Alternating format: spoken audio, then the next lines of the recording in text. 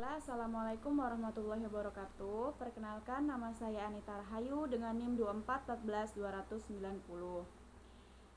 Di sini saya dari kelas PBSC akan menjawab pertanyaan dari mata pelajaran hukum bisnis.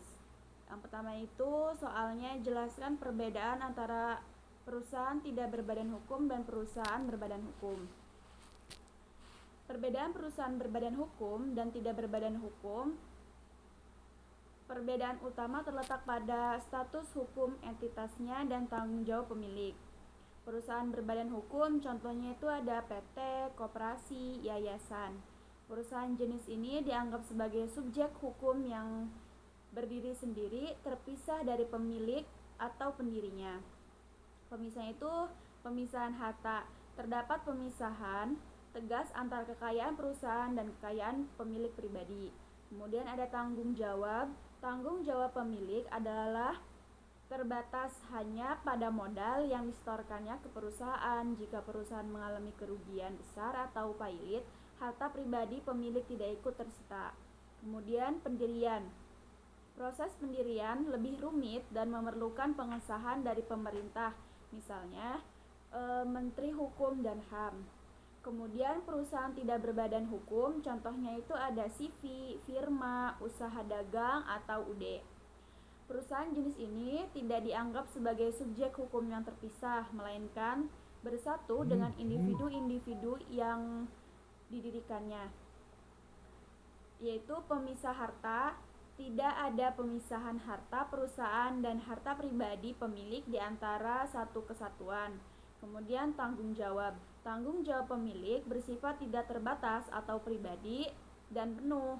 Jika perusahaan gagal atau memiliki utang, harta pribadi pemilik dapat digunakan untuk melunaskan kewajiban tersebut.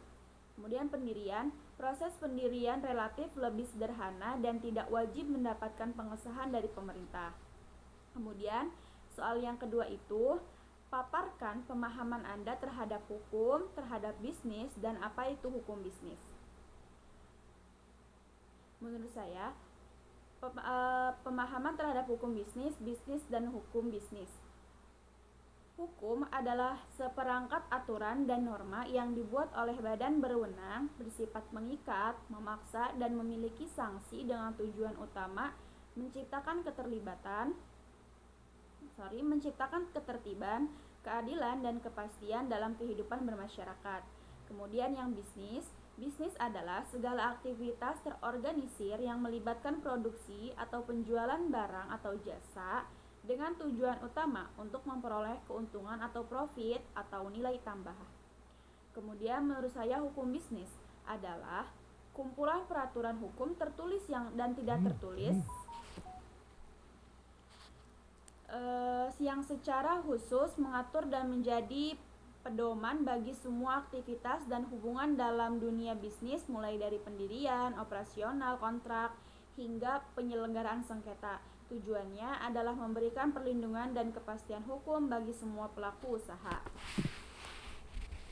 Baiklah, cukup sekian dari saya. Wassalamualaikum warahmatullahi wabarakatuh.